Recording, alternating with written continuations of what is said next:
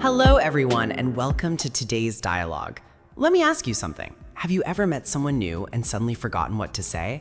Don't worry. Today, we'll make self-introduction easy and natural.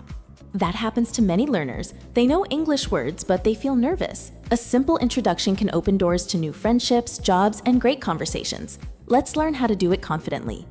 Imagine you meet someone for the first time. You can start with, "Hi, my name is Alex. It's nice to meet you." Short, friendly, and clear. You do not need difficult words to make a good first impression. Exactly. Many learners think they must sound perfect. That is not true. People usually remember confidence and friendliness more than perfect grammar. A smile and a clear voice make a big difference. After saying your name, you can add a little information. For example, I'm from Canada and I'm a student. This gives the other person something to talk about and keeps the conversation moving.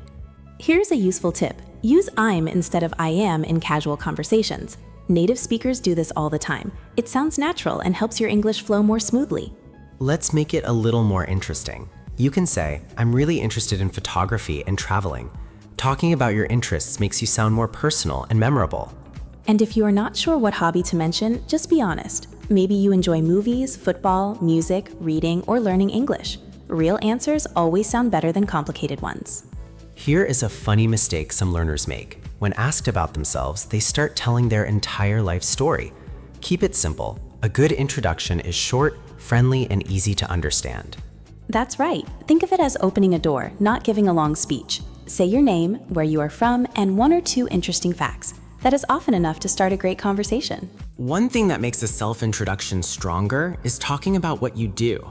Many learners stop after saying their name, but adding a little more information helps people know you better and keeps the conversation alive.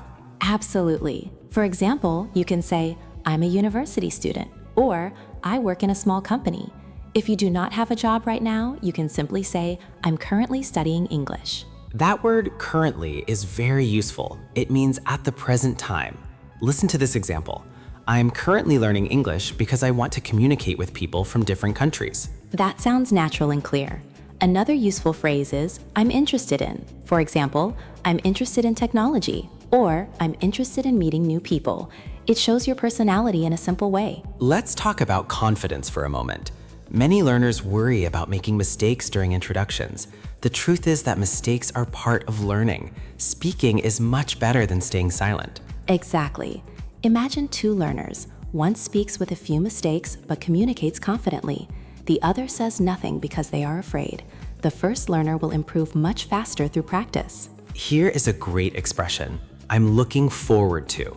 It means you are excited about something in the future. For example, I'm looking forward to improving my English skills. That phrase is common in everyday English. You can also say, "I'm looking forward to meeting new friends," or "I'm looking forward to working with this team."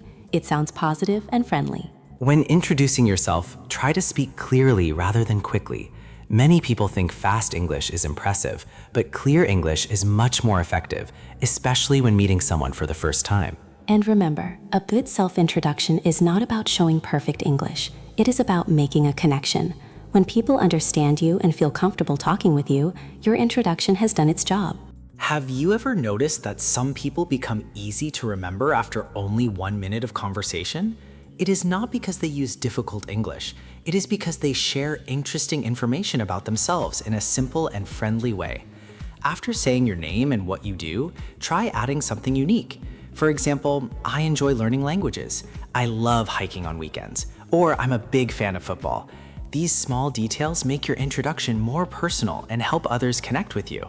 That is a great point. Many learners think an introduction ends after saying their name and country, but that is only the beginning. People often want to know more about your interests, goals, and daily life. For example, you can say, "I spend a lot of my free time reading books," or "I enjoy watching documentaries because I like learning new things." These sentences are easy to use and create opportunities for longer conversations. Let's look at another useful phrase. "One thing about me is that..." This expression is excellent when you want to share something memorable. You could say, "One thing about me is that I enjoy meeting people from different cultures." Or, "One thing about me is that I'm always trying to learn something new."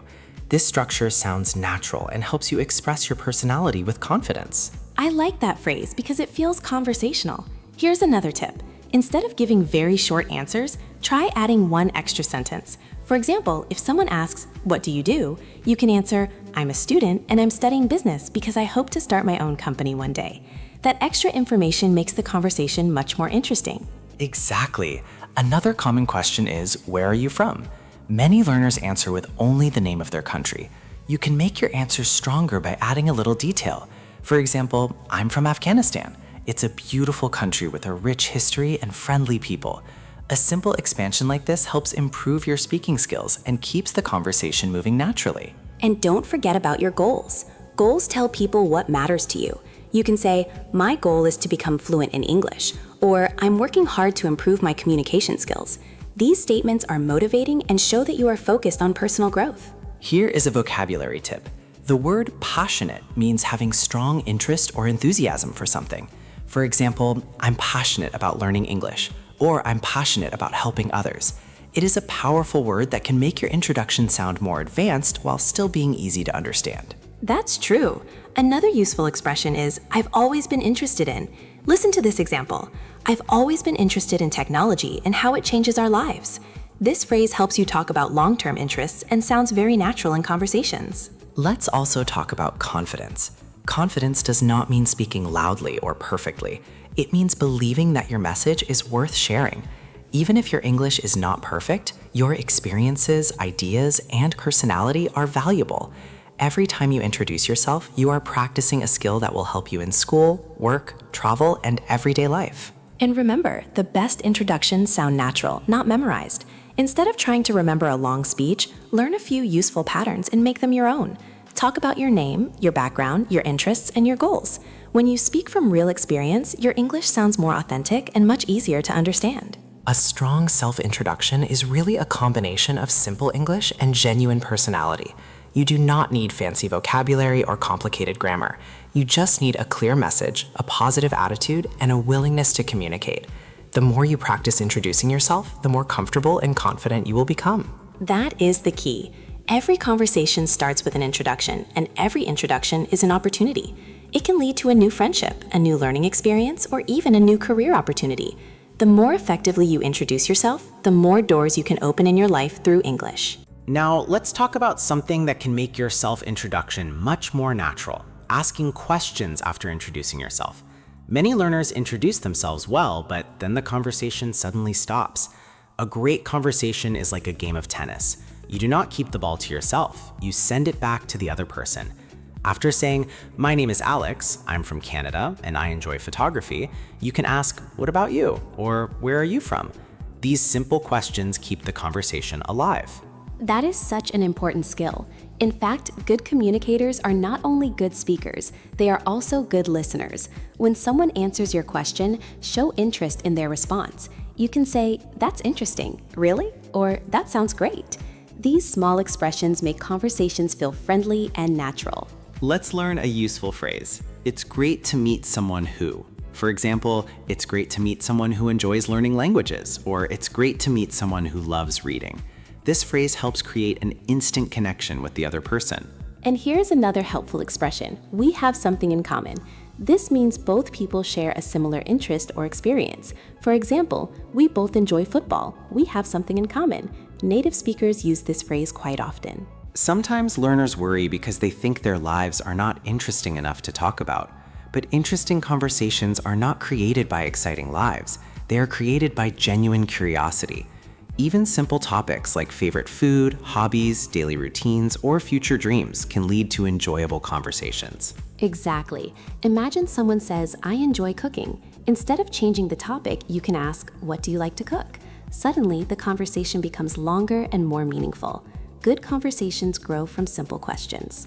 Let's look at another common situation. Suppose you are attending an English class for the first time. A teacher asks you to introduce yourself. Many students become nervous. A simple answer could be, "Hi, my name is Alex. I'm from Canada. I'm currently learning English because I want to communicate more confidently. In my free time, I enjoy reading and listening to podcasts." That introduction is clear, organized, and easy to remember. Notice that it includes 4 important things: your name, your background, your reason for learning English, and your interests. Those 4 points can help almost anyone create a strong introduction. Here is a pronunciation tip. When introducing yourself, slow down slightly when saying your name. Many learners speak too quickly and people can't catch their names. A clear name creates a strong first impression and helps others remember you. That is excellent advice. Another thing you can do is use positive language. Instead of saying, "My English is very bad," try saying, "I'm working on improving my English." Both sentences talk about the same situation, but one sounds much more confident and motivating. Words have power. The way you describe yourself affects how others see you and how you see yourself. Positive expressions such as, "I'm learning," "I'm improving," "I'm interested in," and "I'm excited to" create a strong and optimistic image. And people are naturally attracted to positive energy. When you speak with enthusiasm, others become more interested in talking with you. You do not need to be perfect. You just need to be friendly, respectful, and willing to communicate. One more useful phrase is, "I'd love to learn more about." For example, "I'd love to learn more about your country," or "I'd love to learn more about your work." This phrase sounds polite and shows genuine interest in the other person. That phrase is perfect for building conversations. Self-introduction is not only about telling people who you are, it is also about creating opportunities to learn about others. When both people share and listen, a simple introduction can turn into a valuable and memorable conversation. One of the best things about learning how to introduce yourself is that the skill can help you almost everywhere. You can use it in a classroom, during a job interview, at a meeting, while traveling, or even when making friends online. A strong self-introduction is more than just speaking English. It is about showing people who you are in a clear, confident, and friendly way. The good news is that anyone can improve the skill with practice. That is absolutely true. Many learners wait until their English becomes perfect before they start speaking, but the secret is the opposite. You improve by speaking. Every introduction is practice. Every conversation teaches you something new. Even if you make small mistakes, you are still moving forward and becoming a better communicator. Let's review a simple structure that works in many situations. First, say your name. Second, mention where you are from. Third, talk about what you do. Fourth, share an interest or hobby. Finally, mention a goal or something you are working on.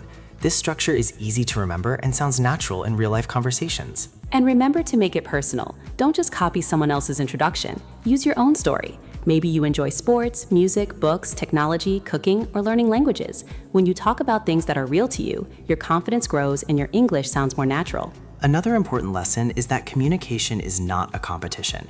You do not need the biggest vocabulary or the most advanced grammar. What people usually appreciate is sincerity, kindness, and clear communication. If people understand you and enjoy talking with you, then your introduction is successful. Exactly. English is a tool that helps you connect with people. Every time you introduce yourself, you are building confidence, improving fluency, and creating new opportunities. A simple conversation today could become a friendship, a partnership, or an unforgettable experience tomorrow. So keep practicing. Introduce yourself to new classmates, language partners, colleagues, or friends.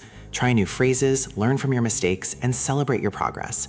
Step by step, you'll become more comfortable speaking English and expressing your ideas with confidence. And if you enjoyed this conversation and learned something useful, let us know in the comments. Tell us how you usually introduce yourself in English and which phrase you like the most. Don't forget to like, share, and subscribe so more English learners can join us and continue improving their speaking skills through practical and enjoyable conversations.